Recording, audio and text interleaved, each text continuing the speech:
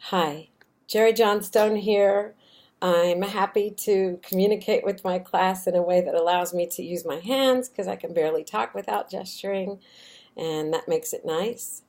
Um, Making sense of everything that we've read, I think the challenge here is teasing out the differences between neuroscience and cognitive psychology. And I think because of marketing and neuroscience has kind of come into our conversation a little later in the game. I think it has relevance, but I think that also, and there's a whole industry around it, and so they're happy to have teachers blur the lines and have this blurred concept. In fact, in the article about neuroscience for educators, the teachers even stated in their readings, I'm going to quote, a lot of times there is a neural component, but what I've read more of in the last 5 years is psychology. Maybe some neuroscience creeps into these people's work, whether it's Carol Dweck, John Haidt, or Leonard Sachs, but I'm not reading so much about the brain as I'm reading about the mind. And I think that's the important bit, is that the difference is neuroscience is more about the brain processing input, and cognitive psychology is about how the brain uses that input. Sort of like your brain is the engine in the car, and the development of understanding is more like the destination you get to driving the car. I don't know. Maybe that's not. But we're taught a lot of developmental psychology in our teaching credentials. We start with Maslow's hierarchy of needs, like you can't teach somebody until they feel safe and they're fed. And we know, for me especially these days in teaching in Oakland, that if a child has experienced trauma, or seen trauma, have something at home, they can't come in and just put it away and be ready to learn. We know how affective filter disrupts learning. I mean, think about the worst argument you had with a parent or a partner and then trying to go to work, right? I can't focus, right? All I can think about is that thing that was said. Um, and then, Piaget teaches us about that, developing our learning is a developmental process that progresses stepwise.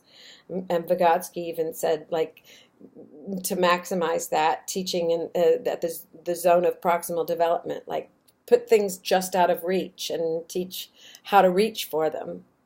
And then, of course, Bloom's taxonomy, we learn that you can't live in the world of recall. Just having kids recall facts doesn't mean they can apply them or even understand why they applied them. And then there's the synthesis of what did it mean for me to do that.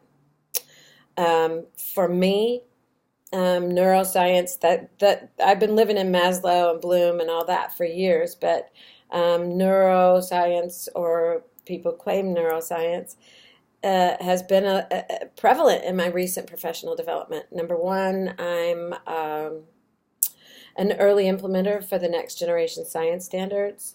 And one of the sessions that I go out and teach to other teachers is a session called How People Learn, interestingly enough.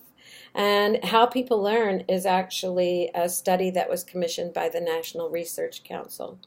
And what they did was take, culminate a lot of findings from neuroscience and call it down into three major findings of how people learn.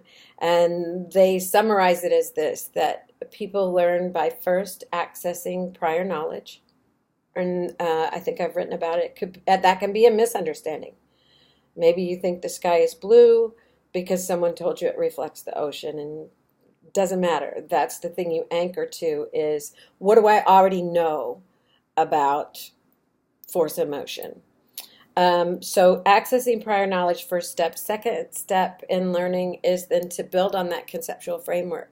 So if you're accessing prior knowledge early in a lesson, then you're able to raise up some of the misconceptions, maybe correct them, but then build a conceptual framework. And I always use the idea of a coat rack, right? You've got hangers on there already, maybe one or two jackets, but as you're learning, you're hanging new things on that rack. And then the third piece to how people learn, and this is at any age. If you're learning knitting at the community center, access what you know, build on that framework. And the third important piece for lasting learning is metacognition. Thinking about how you thought, like how did I come to that? How did I work that math problem? How am I using this information? And that often gives you the next steps for how to use it. I've also had some training recently. Been reading more about, interestingly enough, Zaretta Hammond, Culturally Responsive Teaching and the Brain. And I really was intrigued by this because these are two things I wouldn't think of as having being, as being linked. But Zaretta Hammond her premise of the book is that we're all wired for expansive learning, high intellectual performances, and self-determination. And her point is, if all our brains are wired for this, then why are so many students of color underachieving? So she's talking about using neuroscience as a frame for culturally relevant pedagogy, which makes sense, is allowing students to connect to the information and also teaching them about the brain being developing, that you can grow your brain, and that is for everybody. And then somehow I started reading a book that is actually more neuroscience, and it's called Spark. And I don't know why I picked this up. It was on a sale thing, and I just started reading it. But this one talks about a PE teacher who realized that if he is teaching physical fitness and kids aren't fit, and he switched the focus of PE from sports-based because he realized that in PE there's a lot of standing around. Kids aren't really moving. Changed it from being sports-based to fitness-based, and gave everybody a heart monitor and said, you can do any of these things, dance revolution, jump rope, play basketball, as long as you're moving and keep your heart rate up for a certain rate. And almost by default, the school he was implementing this in realized test scores going up, and not so much kids falling asleep in class, and engagement higher. So that one had a real neuroscience element that I found intriguing. However, when we get to how people learn, or how we learn, Carrie's book, I really learned a lot, I think, that's relevant for me, because he ends up in the introduction saying, like, he's gonna talk about 4 little areas. How the brain holds on to information, about storage and retrieval, interruption of thinking, like how just sitting and thinking for a long time, it might be good to be interrupted. Incubation, which is why I responded to some of you a little late. I was incubating. And percolation. And he gives us some tips, some implications for comprehension, not just memorization, but how to reach that higher blooms, how to synthesize. And he emphasizes learning without thinking, and also we're learning in fitness that short bursts of exercise can be as effective as going to the gym for 2 hours. Great for me, because I can't do that. But that learning without thinking, like just kind of having that thing that goes on when you're doing other things.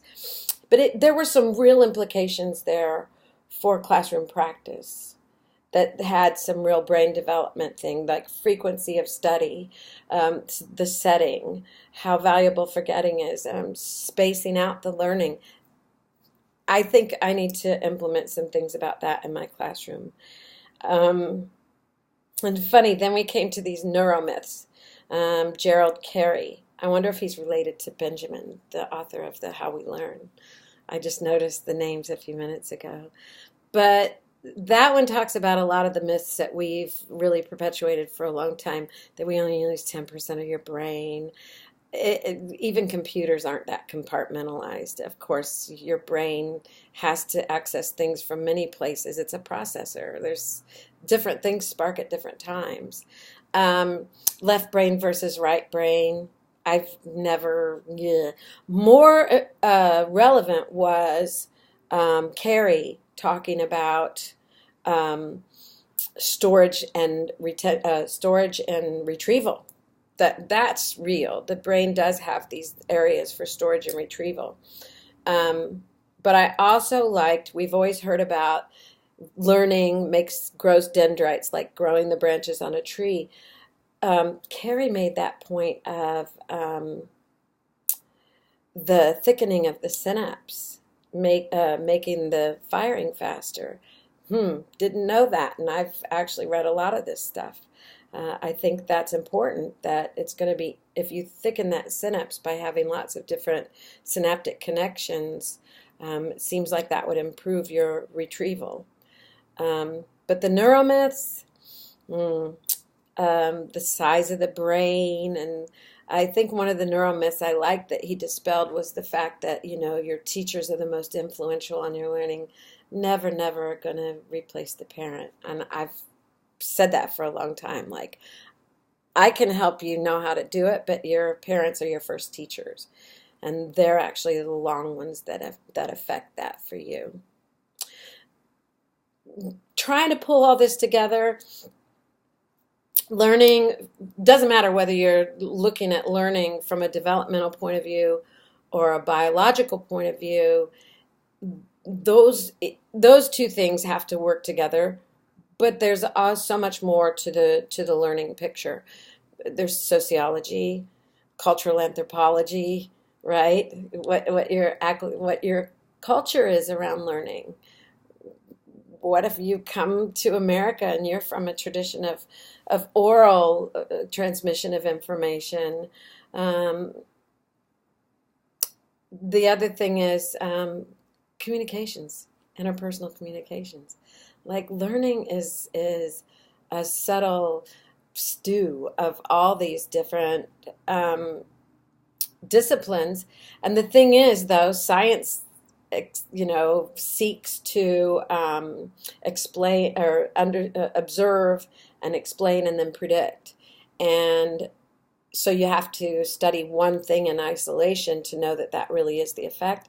Yeah, learning is a little more subtle like that. So, however, I think there's some value in having this talk about neuroscience and cognitive psychology, and they do all blend together.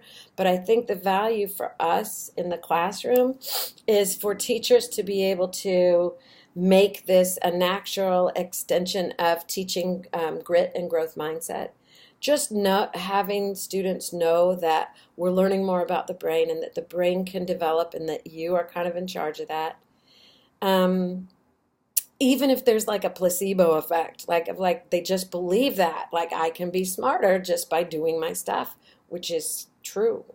Um, I think that just letting them know that you can help your brain grow. And for me, I try to tell students to give their brain a lot of ways to relate to things. That's why we use interactive notebooks. I want them to learn things in words, pictures, color, and numbers. And if you're sort of giving your brain all those different ways to access new information, I think it really strengthens it for them.